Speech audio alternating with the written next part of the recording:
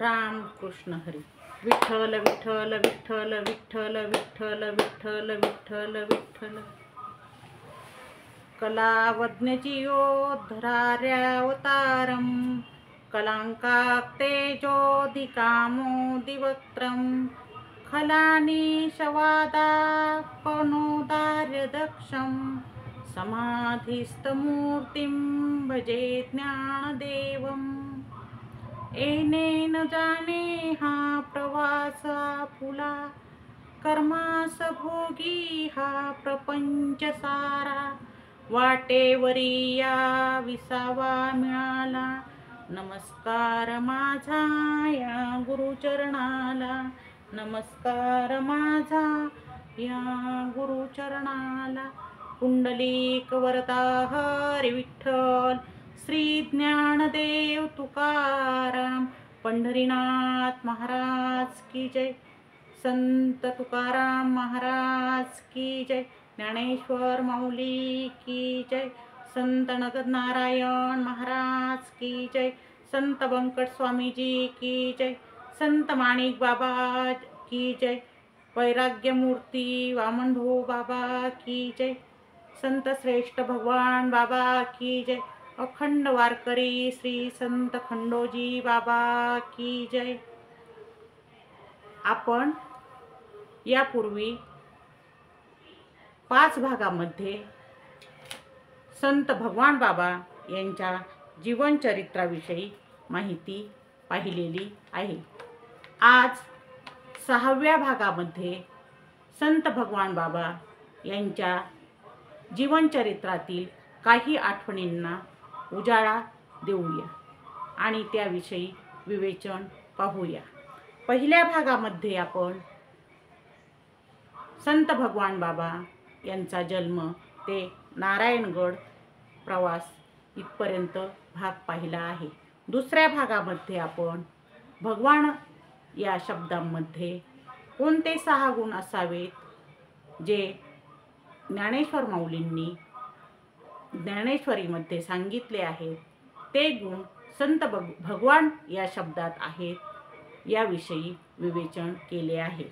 तिसऱ्या भागात संत भगवान बाबा यांनी आपल्या काही अनुयायांना पर्वणी म्हणजे साक्षात ब्रह्मतीर्थाचे दर्शन घडवले, सिद्ध ऋषींचे दर्शन घडवले यावर विवेचन केले आहे.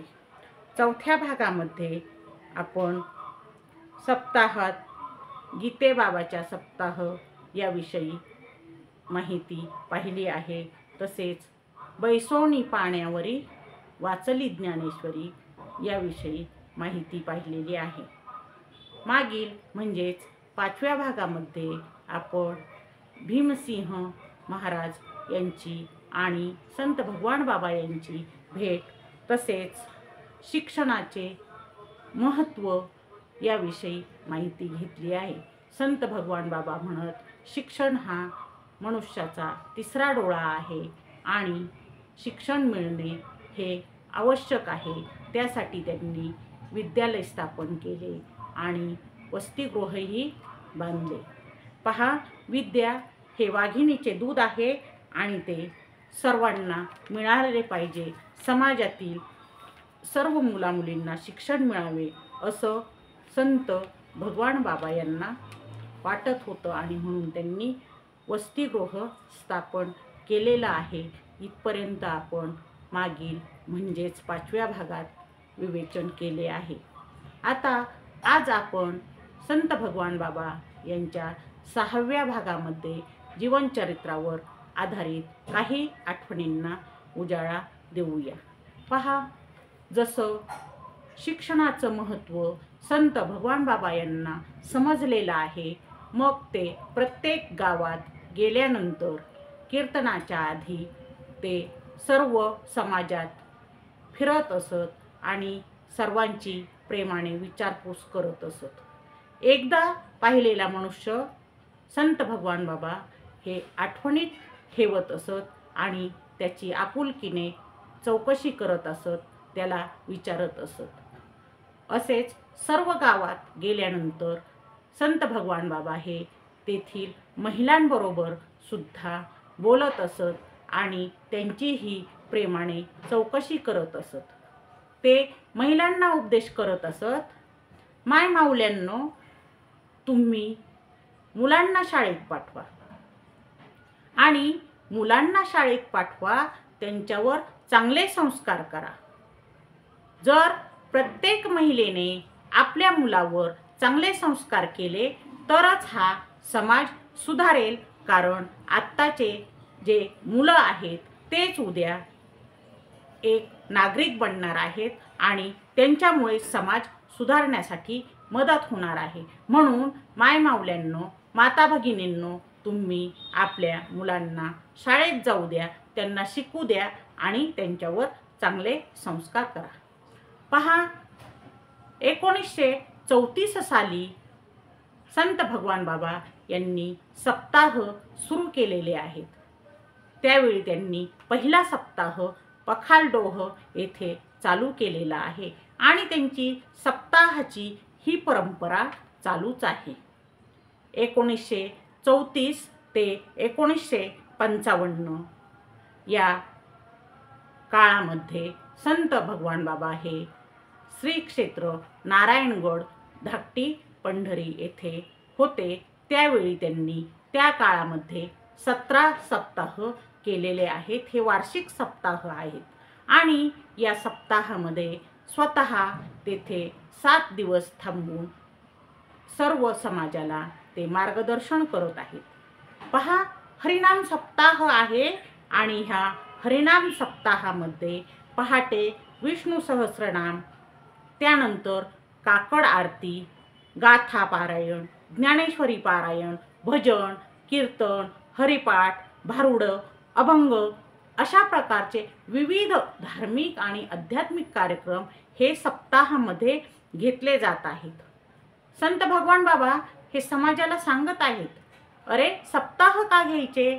तर पहा, सप्ताहामध्ये सर्व लोक एकत्र येतात, एकमेकाच्या सहकार्याने सर्व कामे करतात आणि सहजीवनामध्ये त्यांना आनंद मिळत असतो. एकमेकाची चौकशी करतात आणि सर्वांचा जीव एकमेकात गुंतत असतो. यामुळे काय होते तर समाजातील प्रेम आहे ते वृद्धिंगत होते, वाढत जाते. असं संत भगवान बाबा सप्ताहाचा उद्देश सांगत आहेत. ते म्हणतात, सर्वजण जेव्हा एकत्र येतात त्यावेळी विचाराची आदानप्रदान होते, देवाणघेवाण होते आणि मग जे काही अज्ञान असते हे अज्ञान नष्ट होत असते.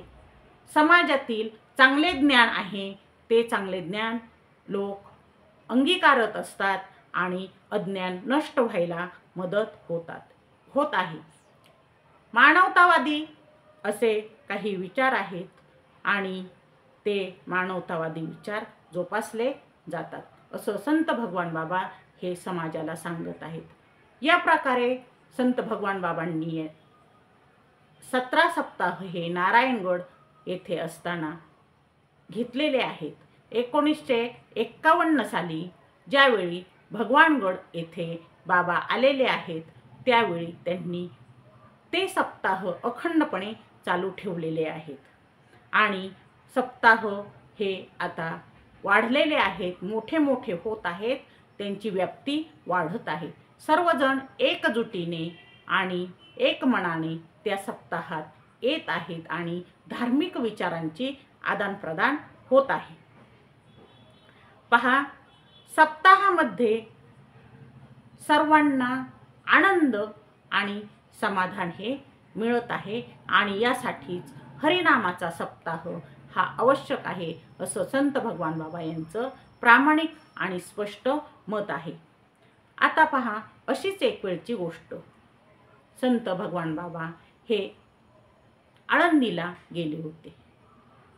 आळंदी या शब्दाचा अर्थ पुरेपूर ज्ञान देणारी असा आहे आणि तेथेच संस्थेमध्ये, वारकरी शिक्षण संस्थेमध्ये संत भगवान बाबा यांचे शिक्षण झालेले आहे.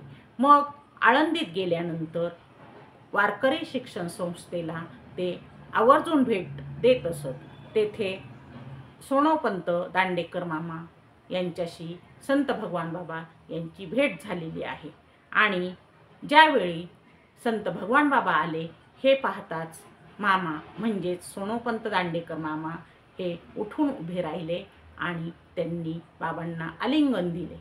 त्यांचे अगदी प्रेमाचे ऋणानुबंध होते. याच वेळी तेथे आचार्य विनोबाजी भावे हे आलेले होते आणि सोनोपंत दांडेकर मामा यांच्याजवळ बसलेले होते. पहा, ज्यावेळी संत भगवान बाबा तेथे गेले त्यावेळी आचार्य विनोबाजी हे दांडेकर मामांना विचारत आहेत, कोण आणि कुठले आहेत. त्यावेळी पहिली भेट ही संत भगवान बाबा आणि आचार्य विनोबा भावे यांची झालेली आहे. आणि त्यांचे ते ज्ञान पाहून, त्यांचे ते मधुर वाणीचे बोलणे पाहून आचार्य विनोबा भावे हे यांना कौतुक वाटलेले आहेत. त्यांनी बाबांशी ओळख करून घेतलेली आहे आणि त्यांचे पूर्ण गाथा पाठांतर आहे, ज्ञानेश्वरी पाठांतर आहे. असे सर्व ज्ञान मामांनी आचार्य विनोबाजी यांना सांगितल्यानंतर ते म्हणत आहेत, एवढं ज्ञान आहे, मग एवढं ज्ञान तुम्ही लिहित का नाहीत काही? तुम्ही काहीतरी लिहायला पाहिजे. तेव्हा संत भगवान बाबा हे आचार्य विनोबा भावे यांना सांगत आहे, मी ज्या भागात राहतो तो भाग, तो परिसर हा डोंगराळ परिसर आहे, डोंगराळ भाग आहे आणि तेथील समाज, तेथील लोक हे अशिक्षित आहेत, अडाणी आहेत आणि त्यांना मी जे लिहिलेलं आहे ते वाचता येणार नाही. तेव्हा मला आधी काय करायचं, तर मला आधी पाया पक्का करायचा आहे आणि मग पाया जर पक्का असेल तरच त्यावर इमारत मजबूत होते. या समाजाला आधी ज्याची गरज आहे ते मला द्यायचं आहे. लिहिण्याचं कार्य काय पुढे कोणीही करू शकेल असा त्या दोहोंमध्ये संवाद होत आहे. त्याचवेळी आचार्य विनोबा भावे यांना बाबांनी आमंत्रण दिलेलं आहे, निमंत्रण दिलेलं आहे की तुम्ही खर्डा येथे गीते बाबा यांच्या सप्ताहाला या. म्हणजेच त्यांच्या निमंत्रणावरूनच आचार्य विनोबा भावे हे खर्डा येथे गीते बाबांच्या सप्ताहासाठी आलेले आहेत. अशी ही त्यांची पहिली भेट आहे आणि जवळजवळ भूदानाचे कार्य हे संत भगवान बाबा करत आहेत. हे ऐकून विनोबाजी यांना खूप आनंद होत आहे आणि त्यांचे कार्य किती महान आहे हे ते सांगत आहेत, हे ते पाहत आहेत. आता पहा,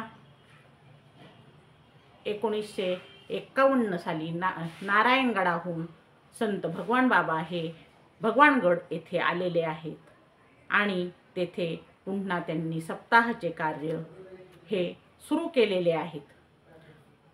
असेच बालमटाकळी तालुका शेवगाव येथे गोकुळाष्टमीचा सप्ताह सुरू केलेला आहे आणि तो सप्ताह 1926 सालापासून सुरू आहे.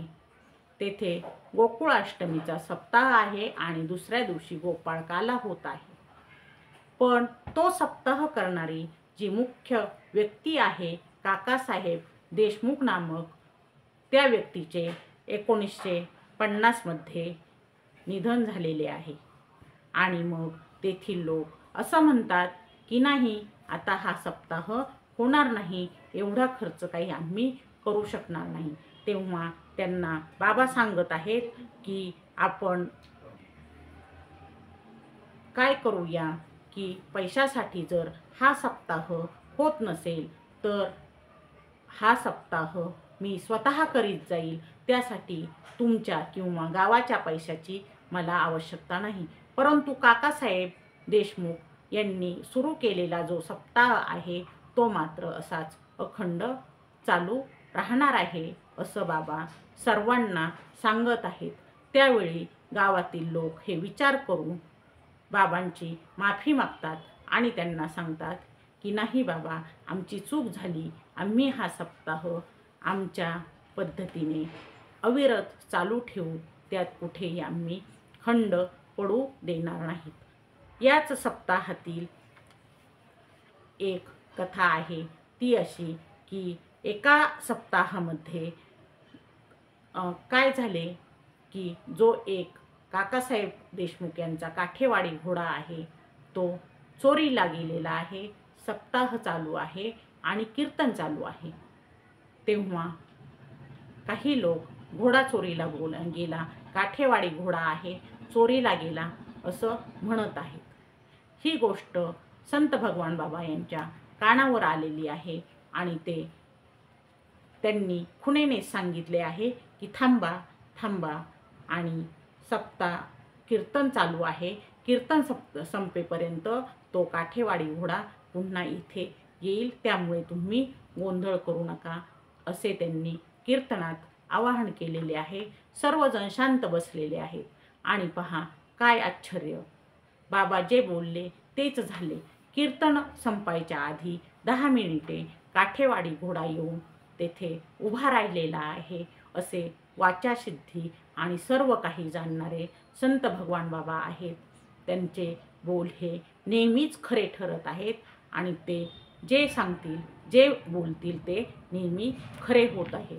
घोडा आलेला पाहून सर्वांना आश्चर्य वाटलेले आहे आणि सर्वांनी संत भगवान बाबांचे दर्शन घेतलेले आहे.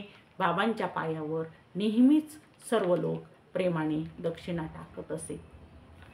अशा प्रकारे बाबांचे कार्य हे चालूच आहे. बाबांना दूरदृष्टी होती आणि त्या दूरदृष्टीमुळेच त्यांनी अनेक दुष्कृत्ये बंद केलेली आहेत, त्यांच्यावर आळा घातलेला आहे.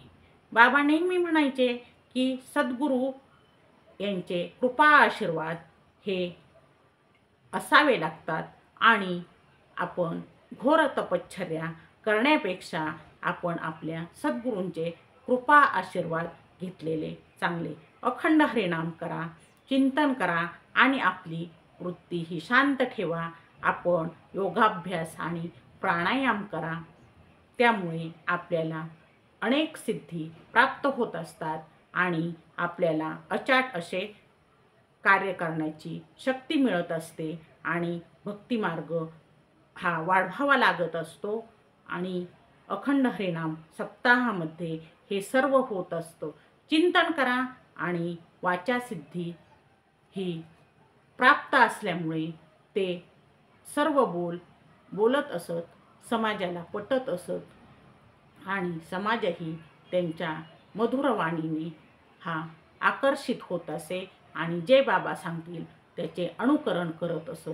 कारण बाबा हे सर्वांच्या हिताचेच आणि जे चांगले आहे तेच सांगत असत, याचा विश्वास सर्वांना होता आणि त्याप्रमाणे लोक वागण्याचा आपल्या परीने प्रयत्न करत असत. पहा आता सध्यासुद्धा भगवानगडावर काही लोक हे भक्तीने जात असतात आणि गेलेले लोक हे भगवान बाबा यांच्या समाधीजवळ बसून ते मनामध्ये संकल्प करीत असतात. जे संकल्प करतात ते पूर्ण करण्यासाठी बाबांचे आशीर्वाद मागत असतात.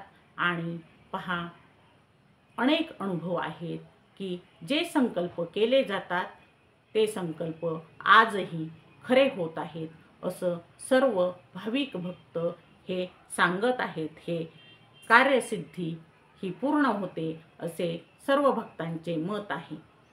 आता पहा अशाच वाऱ्या चालू आहेत. पहिल्या वारीत 6-7 माणसे होती जेव्हा बाबा पहिली वारी घेऊन गेले होते. पण ज्यावेळी शेवटची वारी ही केलेली आहे, आळंदीची वारी आहे आणि त्या वारीत 25,000च्या वर संत भगवान बाबा यांच्या दिंडीमध्ये माणसं आहेत.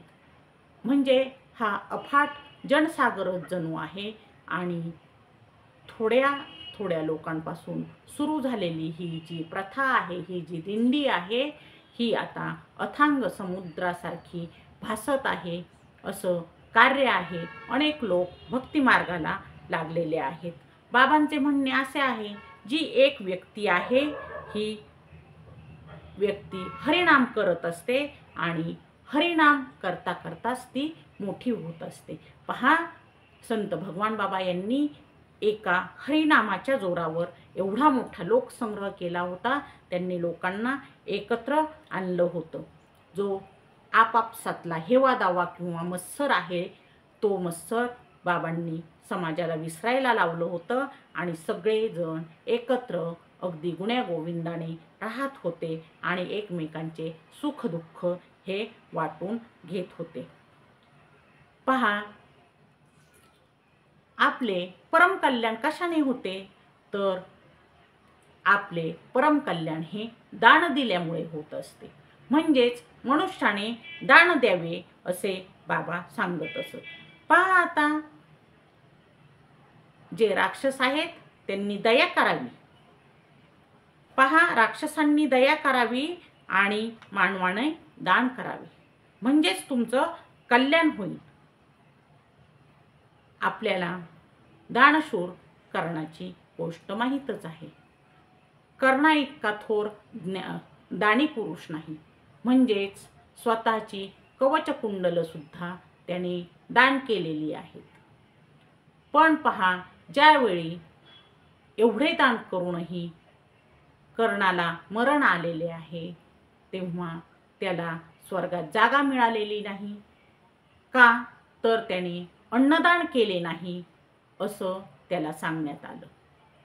म्हणजेच सर्व दानात श्रेष्ठ असं अन्नदान आहे आणि अन्नदान हे महत्त्वाचं दान आहे असं बाबांचं म्हणणं होतं.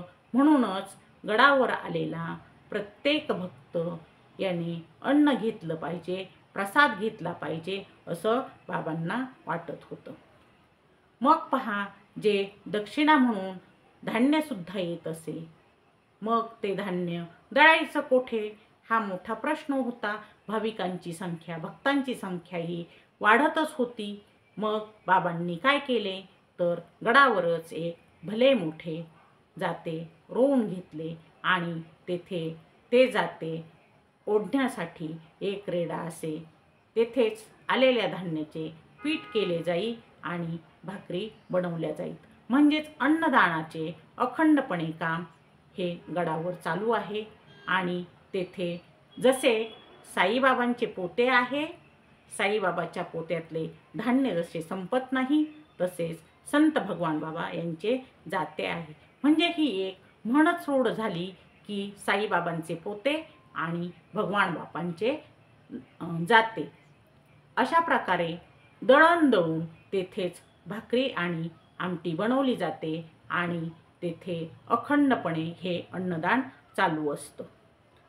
पहा, आपले कार्य जर पूर्ण व्हावे असे वाटत असेल तर आपण भगवान बाबाचे चिंतन हे करायला हवे. आणि जे भगवान बाबांचे चिंतन करतात, भावभक्तीने आणि श्रद्धेने बाबांचे दर्शन घेतात, त्यांना आपले कार्य सिद्ध होण्याची प्रचिती ही येत असते. बाबांचे आशीर्वाद हे घेणे महत्त्वाचे आहे. पहा, सर्वांनी दान करावं यासाठी अन्नदान महत्त्वाचे आहे. आपल्याकडे जे काही असेल त्यातला थोडा भाग आपण पाहुण्यांना किंवा आलेल्यांना द्यावा असं बाबांनी आपल्याला सांगितलेलंच आहे. किंवा आपल्याकडे जरी काही नसेल तरी आपण कमीत कमी त्याला एक ग्लास, एक तांब्या पाणी तरी प्यायला द्या. असं दान सर्वांनी करा असं बाबा सांगत आहेत. बाबा म्हणतात की आपण जे तत्वज्ञान सांगत आहोत, जे कीर्तनातून प्रवचनातून जे ज्ञान सांगतो ते ऐकण्यासाठी जर लोक उपाशी बसले तर त्यांना ते तत्वज्ञान कळेल का? नाही ना. पहा, ज्यावेळी अभ्यास करायचा आहे, ज्ञान हे आत्मसात करायचं आहे, तेव्हा आधी आपलं पोट हे भरलेलं पाहिजे. आणि म्हणून सर्वांनी आधी अन्न घ्या आणि नंतरच तुम्ही तत्वज्ञान ऐका असं बाबा समाजाला सांगत आहेत. तुम्ही आहार घेता, मग आहार कसा घ्या? तर तो आहार सात्विक घ्या. कारण पहा, हे जे आपलं शरीर आहे हे पंचतत्वाचं आहे आणि जे अन्न आपण भक्षण करतो ते अन्न हे भगवंताला पचवावं लागतं. मग जे अन्न आपण ग्रहण करतो ते अन्न जर भगवंताला पचवावं लागतं, मग आपण ग्रहण केलेलं अन्न हे सात्विक नको का? ते जर अपवित्र असेल तर मग कसे चालेल? भगवंताला ते अन्न पचवावे लागते ना. यासाठी तुम्ही सात्विक अन्न खा असं बाबा समाजाला सांगत आहेत. बाबा आपल्याला सांगतात, ही धरणी माता आहे, ही आपल्याला आधार देते, ही आपल्याला अन्न देते. हा सूर्य आहे, हा सूर्य आपल्याला प्रकाश देतो, आपल्याला उष्णता देतो. या नद्या आहेत, विहिरी आहेत, या आपल्याला पिण्यासाठी पाणी देतात. हवा, चंद्र, तारे, ढग, अग्नी हे सर्वजण आपल्याला काही ना काही भरभरून देत असतो. मग आपण त्यांना काय देतो? आपणही काहीतरी द्यायला हवं ना. मग आपल्याकडे त्यांना देण्यासाठी काही नाही. मग कमीत कमी दररोज त्यांना एक नमस्कार करा आणि त्यांच्या ऋणातून कमीत कमी थोडंसं मुक्त होत जा. म्हणून पृथ्वीला नमस्कार करा, सूर्याला नमस्कार करा आणि नद्या विहिरी आहेत त्यांना नमस्कार करा. या निसर्गाला तुम्ही रोज नमस्कार करा. म्हणजे त्या ऋणातून तुम्ही थोडेसे का होईना उतराई होतान, त्याचा तुम्ही प्रयत्न करा असं संत भगवान बाबा हे सांगत आहेत. पहा, त्यावेळी रस्ते हे अतिशय क्लिष्ट असत. रस्त्याने चिखल माती असे. पावसाळ्याच्या दिवसात तर खूप हाल होत असे. असे प्रसंग अनेक वेळा संत भगवान बाबा त्यांचे भालदार, चोपदार, सेवेकरी आणि त्यांच्या लवाजम्यावर येत असत. त्यावेळी जर एखाद्या वेळी तांगा चिखलात गुंतून राहिला तर तो काढण्यासाठी खूप कालावधी जात असे. कधी कधी 4-2 तास सुद्धा लागत असत. आणि जर भुकेची वेळ असेल तर संत भगवान बाबा जवळ जर एखादी वस्ती, घर दिसलं तर तेथून चटणी भाकरी घेऊन या असं सांगत असत. पहा, तेथील लोक बाबांना आग्रह करीत, घरी चला आणि जेवण करा. परंतु नाही, संत भगवान बाबा म्हणत, नाही, आता आमचे काम चालू आहे, मग काय करा, येथेच आणा आणि आम्ही बरोबरच खाऊ. पहा, सर्वांबरोबर हातावर भाकरी आणि चटणी घेऊन सुद्धा संत भगवान बाबा हे गाडीचं, टांग्याचं रुतलेलं चाक काढता काढता हे जेवत असत. असे साधे आणि बोलायला मधुर असणारे संत भगवान बाबा हे सर्व लोकांना आपले वाटत असत आणि त्यांच्याबरोबर जेवण करण्यात संत भगवान बाबा यांना समाधान वाटत असे. पहा, शिराळा या गावची एक गोष्ट आहे.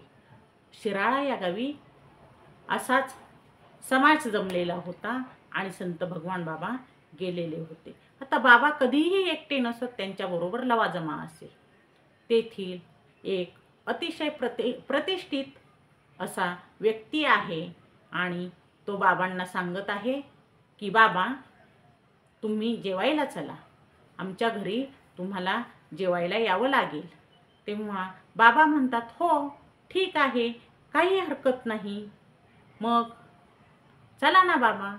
तेव्हा बाबा स्वतःबरोबर अनेक भक्तांना, अनुयायांना सांगतात, चला यांच्या घरी आपल्याला जेवणासाठी जायचे आहे. तेव्हा ती प्रतिष्ठित समजली जाणारी व्यक्ती बाबांना म्हणत आहे, बाबा बाबा, एवढी माणसे काही बरोबर घेऊ नका, फक्त तुम्ही एकटेच आमच्या घरी जेवायला चला. हे ऐकून बाबा त्या प्रतिष्ठित माणसाला विचारत आहेत, सांगत आहेत की बाबा रे, तू माझ्या फक्त एकट्याचे जेवण बनवले आहेस का? मग तसे जर असेल तर ते बनवलेले जेवण घेऊन तू इथे आणि ह्या सर्वांबरोबर येथेच बसून मी जेवण करीन, मी काही एकटा तुझ्या घरी येणार नाही. म्हणजेच पहा, आपल्या सहकाऱ्यांना, आपल्या अनुयायांना आणि आपल्या भक्तांना सोडून बाबा कधीही एकटे कोणाकडेही जेवण करण्यासाठी जात नव्हते. ते सर्वांबरोबर एकत्र बसून तिथेच जेवणे पसंत करत असत. असे बाबांचे हे सर्व अनुयायांवरील आणि आपल्या सेवेकऱ्यांवरील प्रेम होते. आता समाज प्रबोधन हे फक्त महाराष्ट्रातच केले का? तर तसे नाही. बाबा महाराष्ट्रात तर संपूर्ण महाराष्ट्रात फिरत असत, पण ग्वाल्हेर, इंदोर आणि हैदराबाद या ठिकाणी सुद्धा बाबा जात असत.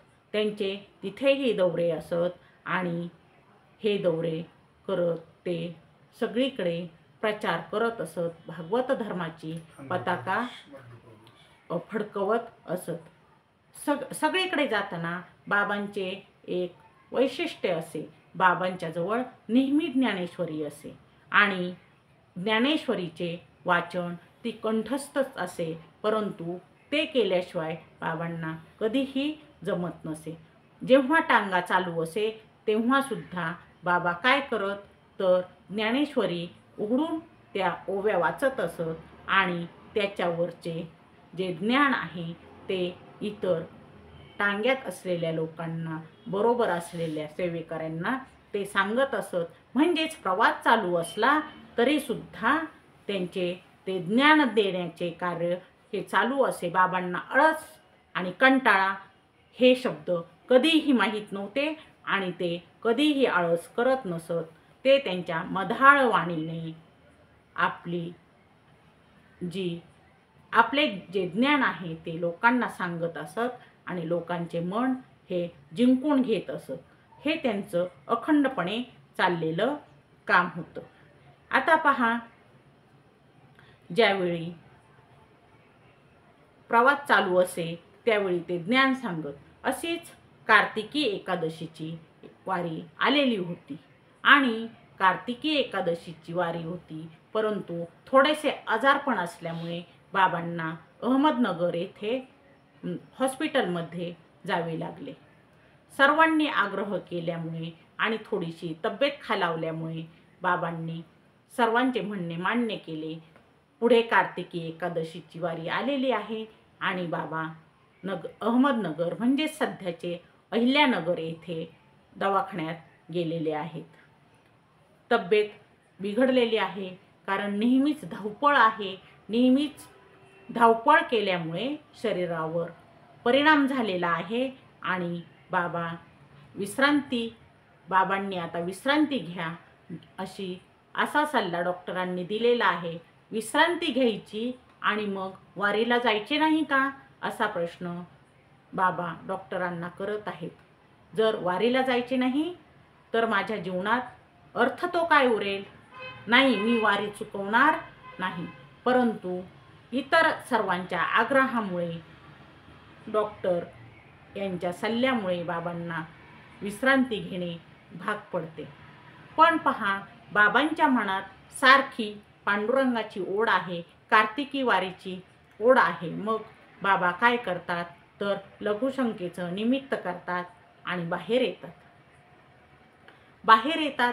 ते हॉस्पिटलच्या बाहेर पडतात आणि एका मोटारसायकलवाल्याला हात करतात. बाबा रे, मला थोडेसे बाहेर स्टँडवर सोडतोच का? हो, सोडतो. पहा, ओळख नसते, परंतु मधाळवाणी आणि बाबांचे व्यक्तिमत्व पाहून मोटरसायकलवाला बाबांना म्हणतो, सोडतो ना मी तुम्हाला. गाडी थांबवतो. त्यावेळी बाबा गाडीवर बसतात. गाडी थोडीशी पुढे जाते आणि पुलावरच बाबांचा तोल जातो आणि बाबा खाली पडतात. पहा, अशक्तपणा आलेला आहे. बाबा खाली पडले. तिथे मग गर्दी होते. मोटारसायकलवाला आहे तोही घाबरतो, गोंधळतो आणि मग काय, तोपर्यंत बाबा दवाखान्यात नाही हे पाहून सर्वांचीच काय होते, तारांबळ उडते. परंतु बाबा हे पंढरपूरच्या वारीसाठीच जाणार हे भक्तांना माहीत असते, म्हणून ते स्टँडकडे जाऊ लागतात. तेव्हा मध्ये बाबा पडलेले सर्वांना दिसतात. पहा, मग पुन्हा सर्वजण मिळून बाबांना हॉस्पिटलमध्ये घेऊन येतात. परंतु बाबा काही कोणाचे ऐकायला तयारच होईनात. नाही, मला पंढरपूरला जायचे आहे, मला आता बरे वाटत आहे. मग स्वतः डॉक्टर बाबांना सांगतात, तुम्ही काळजी करू नका बाबा, तुम्हाला वारीलाच जायचं आहे ना, अजून 2 दिवस टाईम आहे. तोपर्यंत तुम्ही इथे विश्रांती घ्या आणि मग तुम्हाला वारीला जाण्याची व्यवस्था स्वतः मी करतो. पहा, ज्यावेळी डॉक्टर शब्द देतात की तुम्हाला मी वारीला नेण्याची व्यवस्था करतो त्यावेळी बाबा 2 दिवस विश्रांतीसाठी तेथे थांबलेले आहेत आणि नंतर स्वतः डॉक्टरांनी बाबांची व्यवस्था केलेली आहे आणि गाडी करून बाबांना कार्तिकी वारीसाठी पंढरपूर येथे नेलेलं आहे. बाबा म्हणतात, आपण माणसं आहोत, आपण माणसं एकमेकाबरोबर प्रेमाने वागा, म्हणजेच भगवंत हे पाहत असतो आणि भगवंताशी सुद्धा आपलं नातं जोडलं जातं. आणि जोपर्यंत आपलं नातं हे भगवंताबरोबर जोडलं जात नाही तोपर्यंत आपण भगवंताचे भक्त होऊ शकत नाहीत. मग जर आपण भगवंताशी नातं जोडलं आणि भगवंताचे भक्त झालो तरच आपलं जीवन हे सार्थक होत असतं. पहा, भक्त हे किती भगवंताला प्रिय असतात हे सांगण्यासाठी बाबा उदाहरण देत असतात. पहा, मुनीवर नारद मुनी, संत नारद मुनी यांची भ्रमंती ही चालूच असते आणि असेच ते फिरत फिरत एकदा श्रीकृष्णाच्या द्वारकेमध्ये येतात. प्रभू श्रीकृष्ण हे बसलेले असतात, ते दरबारात असतात आणि तेथे ते फिरत फिरत त्यांच्या सर्व महालांमध्ये जात असतात.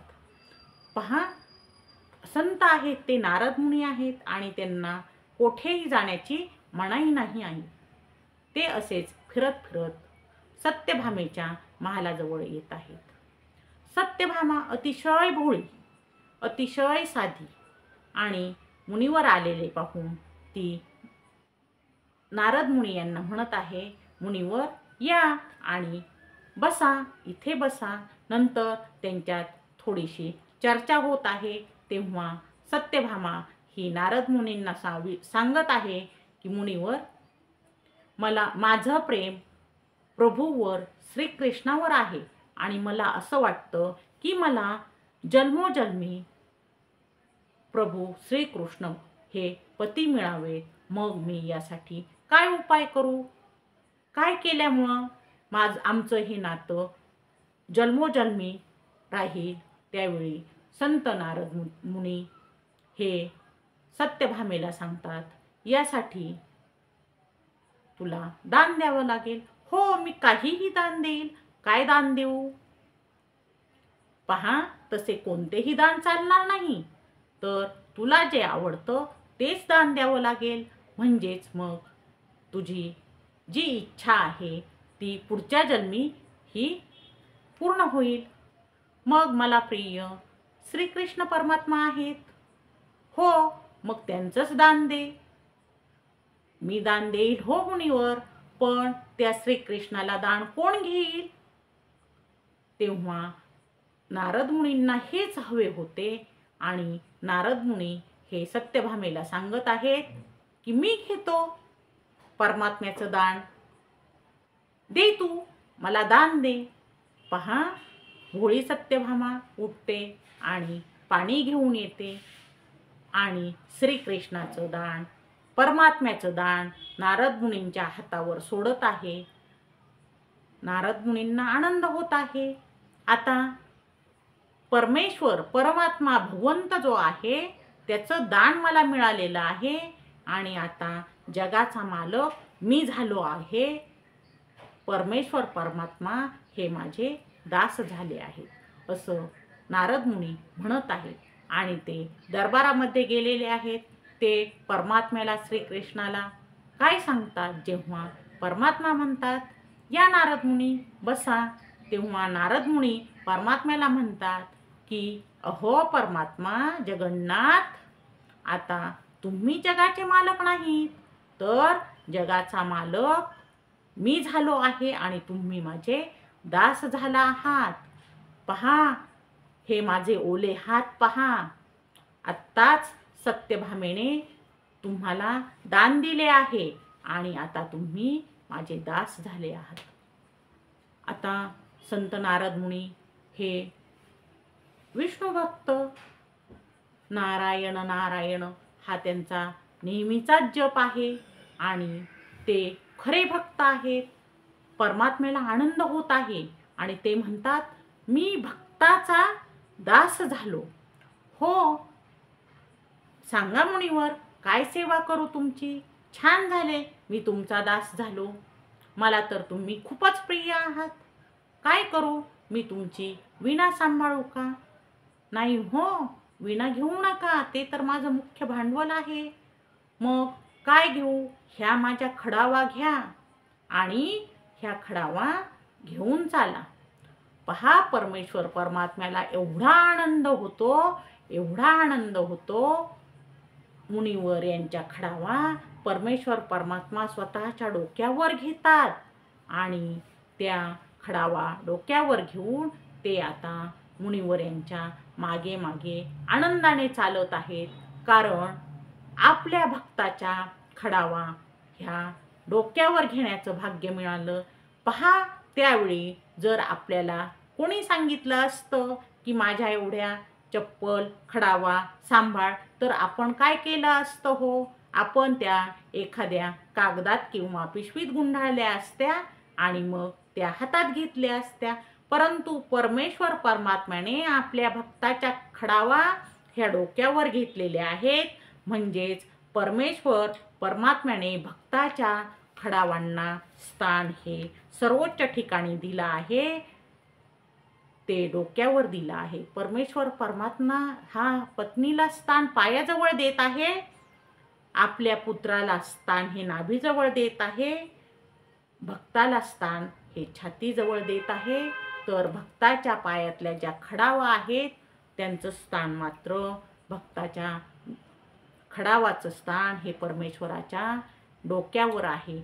पहा, म्हणजे भक्तावर किती प्रेम असतं भगवंताचं, हे यातून आपल्याला सांगायचं आहे. मग आपल्याला भगवंताचा भक्त व्हायचं असेल तर आपण भगवंताशी नातं जोडावं, असं आपल्याला संत भगवान बाबा हे सांगत आहेत. पहा, आयुष्यभर संत भगवान बाबा यांनी भागवत धर्माची पताका फडकवण्याचं काम केलेलं आहे आणि त्यांच्या मागे नेहमीच अनेक जनसमुदाय उभा राहिलेला आहे. त्यांचे कार्य हे अखंडपणे चालू आहे. आता पहा, सप्ताह चालू आहेत. श्री क्षेत्र नारायणगड येथे 17 वार्षिक सप्ताह त्यांनी केलेले आहेत आणि आता 14 सप्ताह हे भगवानगड येथे आल्यापासून बाबांचे चालू आहेत. आता सप्ताहाचे कार्य हे अविरतपणे चालावं अशी बाबांची इच्छा आहे.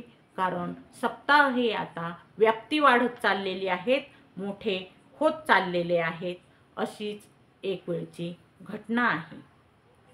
पहा, सावरगाव घाट येथे सप्ताह चालू आहे आणि त्या सप्ताहाच्या निमित्ताने संत भगवान बाबा हे सावरगाव घाट येथे गेलेले आहेत. त्याचवेळी वैराग्यमूर्ती वामनभाऊ महाराज देखील सावरगाव घाट येथे आलेले आहेत. त्यावेळी भाऊ आणि बाबा दोहोंची भेट झालेली आहे, सूर्यचंद्राची भेट झालेली आहे, राम लक्ष्मणाची ही जणू भेट आहे. त्यावेळी भाऊंचा अधिकार मोठा असे, भाऊ हे वयाने मोठे आहेत म्हणून भाऊंचा शब्द हा प्रमाण असे. परमेश्वराविषयी बोलत राहा असं भाऊ सर्वांना सांगत आहेत. भाऊंना इतर बाष्कळ बोलण्याविषयीचा राग आहे आणि म्हणून ते समाजाला सांगत आहेत की तुम्ही बोला, हो तुम्ही खूप बोला, पण तुम्ही फक्त त्या परमेश्वराविषयी बोला, देवाचे नामस्मरण करा आणि तुमचा जो रिकामा वेळ आहे तो रिकामा वेळ फक्त नामस्मरणात घालवा, इतर कोणतीही बाष्कळ बडबड करू नका. तेव्हा बाबा विनम्रपणे भाऊंना म्हणत आहेत, भाऊ तुम्ही खूपच रागावून सर्वांना बोलता हो. भाऊ, तुम्ही रागावता म्हणून लोक तुमच्या जवळ येत नाहीत, ते तुम्हाला घाबरतात. तुम्ही तुमची वाणी थोडी मधुर करा, मधाळ वाणीने तुम्ही लोकांना बोला. तेव्हा भाऊ सुद्धा बाबांना म्हणत आहेत, अरे भगवान, मी रागावतो त्यांच्या कल्याणासाठीच रागावतो ना. माझे तितके प्रेम त्यांच्यावर आहे म्हणूनच मी रागावतो ना. पण मी काय करू, यांना माझी फक्त रागावल्याचीच भाषा कळते आणि म्हणून मी रागावत असतो. काय करू आता मी. अशाच चर्चा चालू आहेत आणि संध्याकाळ होत आहे. पहा आता तेथे भाऊ आणि बाबा दोघेही आहेत. मग आता कीर्तन कोण करणार. कीर्तन कोण करणार, भाऊ की बाबा, असं सर्व समाजाला वाटत आहे. पण विचारायचं कुणी. मग कीर्तनाची वेळ होत आहे आणि भाऊ बाबांना म्हणतात, अरे भगवान, राहा उभा, कर कीर्तन. आता मी म्हातारा झालो, माझी कोटपर्यंत वाट पाहणार आहेस तू. आणि मग संत भगवान बाबा हे कीर्तनासाठी उभे राहतात. आपल्या अमोघ वाणीने कीर्तन करून सर्व जनसागराला ते आपल्या मधुर वाणीने जिंकून घेतात आणि त्या रात्रीचे कीर्तन तेथे पूर्ण करून नंतर भगवान बाबा आणि वामन भाऊ महाराज हे गहिनीनाथ गडावर येत आहेत. त्या दिवशी गहिनीनाथ गडावर आल्यानंतर भाऊ आणि बाबा हे चर्चा करत आहेत. तेव्हा भाऊ हे थोडेसे विचारात आहेत असं संत भगवान बाबांना वाटतंय आणि संत भगवान बाबा भाऊंना म्हणतात, भाऊ, माझ्या मनातला एक प्रश्न विचारू का. हो भगवान, विचारणारे. भाऊ, तुम्ही गडाचे बांधकाम करा, तुम्ही काम सुरू करा असं मला म्हणायचं आहे. तेव्हा भाऊ बाबांना म्हणत आहेत, अरे भगवान, गडाचे काम करायचे सोपे आहे का. माझ्याजवळ एवढा पैसा नाही आणि मग मी बांधकाम कसे करू. माझ्याच्याने काही बांधकाम होणार नाही. अशी चर्चा बाबा आणि भाऊ यांच्यामध्ये चालू आहे. तेव्हा मग बाबांच्या परिस्थिती लक्षात येते आणि मग बाबा भाऊंना म्हणतात की का नाही होणार. तुम्ही तर म्हणता ना की भगवाना, तू लक्ष्मीपुत्र आहेस, मग मी असल्यानंतर गडाचे बांधकाम का होणार नाही. पहा, वेगवेगळ्या प्रश्नांवर चर्चा होते आणि दोघेजण उठतात आणि आपले फेटे जे आहेत त्या फेट्याने ते आता गडाचे माप घेत आहेत. भाऊ आणि बाबा हे गडाचा आराखडा तयार करत आहेत. पहा, बाबा त्यामध्ये निपुण आहेत, अनुभव आहेत आणि मग आराखडा तयार करताना संत भगवान बाबा गहिनीनाथ गडाचा आराखडा तयार करताना 5 हात रुंद इतका गड मोठा धरत आहेत. अरे भगवान, कशाला मोठा गड धरतोस. नाही भाऊ, हा गड 5 हात रुंद धरायचा कारण तुम्ही भाऊ आहात, तुम्ही मोठे आहात. मग भगवान गडापेक्षा भाऊंचा गहिनीनाथ गड हा मोठाच असायला हवा आणि तो मोठा धरायचा असं प्रेम आहे. आणि मग आराखडा तयार होतो. त्यावेळी भगवान गडाचे बांधकाम करणारे जे लोक आहेत, जे गवंडी आहेत, त्यांना बोलवलं जातं आणि पुन्हा गहिनीनाथ गडाचे बांधकाम चालू होते. भगवान बाबा हे पाया खोदत आहेत आणि आता गहिनीनाथ गडाचे सुद्धा काम चालू झालेले आहे. पहा, गहिनीनाथ गडाचा पाया संत भगवान बाबांनी खोदला, परंतु काम पूर्ण होईपर्यंत बाबा राहिले नाहीत. शिखर पाहायचं मात्र बाबांच्या नशिबात नव्हतं. फक्त पाया खोदला, हे सत्कार्य केलं आणि शिखर पाहणं नशिबी नाही आहे. ज्यावेळी भगवान गडाचं माप घेतलं, पाया खोदला, त्यावेळी 2 दिवसानंतर भाऊ आणि बाबा हे पुढे आळंदीला गेलेले आहेत. तेथे जाऊन त्यांनी इंद्रायणीमध्ये स्नान केलेलं आहे. वारकरी शिक्षण संस्थेस भेट दिलेली आहे. अजान वृक्षाचं दर्शन घेतलेलं आहे. सुवर्ण पिंपळाचं दर्शन घेतलेलं आहे आणि माऊलींच्या समाधीपुढे दोघेजण बसलेले आहेत. माऊलींपुढं नतमस्तक झालेले आहेत आणि भाऊ आणि बाबा माऊलींच्या समाधीजवळ बसलेले आहेत. पहा तेथे बसले आणि का कोण जाणे, पण भगवान बाबा हे माऊलींना म्हणत आहेत, माऊली तुमचे काम झाले, तुमचे काम झाले आणि तुम्ही इथून गेलात. तुम्ही गुणागुणांचा दाता आहात, परमात्मा आहात. हे सगळं विश्व हे तुम्ही व्यापून टाकलेलं आहे. तुमचं काम झालं, तुम्ही गेलात. आता माझंही काम जवळजवळ होत आलं आहे. मलाही वाटतं आता मीही यायला हवं, मी तुमच्याजवळ यायला हवं. पोट तिडकीने भाऊ बाबांना म्हणतात, अरे भगवान असं का बोलतोस, तू असं बोलू नकोस रे.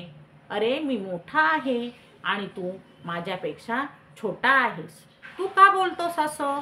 तेव्हा बाबा म्हणतात, भाऊ तुम्ही मोठे आहात ना, मग तुम्ही काय करा, तुम्ही ह्या दीनदुबळ्या समाजाची सावली व्हा, तुम्ही यांच्यासाठी आधार राहा. आणि माझं कार्य जवळजवळ होत आलंय असं मला वाटतंय. आणि मी आता काय करतो तर मी थोडेच दिवसात इथून जात आहे असं मला वाटतंय, असं बाबा म्हणत आहेत, सांगत आहेत. पहा मग तिथून पुढे बाबा हे पुन्हा मागे आलेले आहेत, भाऊ आलेले आहेत. परंतु भाऊंच्या मनात जे भगवान बाबा यांचे बोल आहेत हे तसेच घुमत आहेत, त्याच विचारात आहेत आणि तेथेच ते थांबलेले आहेत. पहा असे अनेक उदाहरणं हे बाबांच्या जीवनचरित्रावर आहेत. ज्यावेळी बाबा वाऱ्या करत असत त्यावेळी ते सर्वांना प्रेमाने आणि आपुलकीने सर्वांची मने जिंकून घेत आहेत. आत्तापर्यंतचे 31 सप्ताह संत भगवान बाबा यांनी केलेले आहेत. सप्ताहामध्ये अनेक लोकांची मने जिंकून सर्वांना प्रेमाने, सहकार्याने, सहजीवनाचे जणू धडे दिले आहेत. सर्वांना शिक्षणाचे महत्त्व सांगितलेले आहे आणि भगवंत याची भक्ती करा, भगवंताशी नाते जोडा असं बाबा सर्व समाजाला सांगत आहेत. आणि बाबा हे आता शरीराच्या अस्वास्थ्यामुळे थोडेसे अस्वस्थ दिसत आहेत. आणि येथे आता आजच्या भागामध्ये आपण थांबूया. उरलेला जो भाग आहे तो भाग आपण 7व्या भागामध्ये, पुढील भागामध्ये अधिक विस्तृत प्रमाणात विवेचन करूया. बाबा आता थकलेले आहेत, शरीर काही साथ देत नाही. यावर सविस्तर वर्णन पुढच्या 7व्या भागामध्ये करूया. तोपर्यंत रामकृष्ण हरी. पुंडलिक वरदा हरी विठ्ठल. श्री ज्ञानदेव तुकाराम पंढरीनाथ महाराज की जय. संत नगद नारायण महाराज की जय. संत माणिक बाबा की जय. संत बंकट स्वामीजी की जय. वैराग्य मूर्ती संत श्रेष्ठ वामन भाऊ महाराज की जय. संत भगवान बाबा की जय. अखंड वारकरी संत खंडोजी बाबा की जय. रामकृष्ण हरी. रामकृष्ण हरी.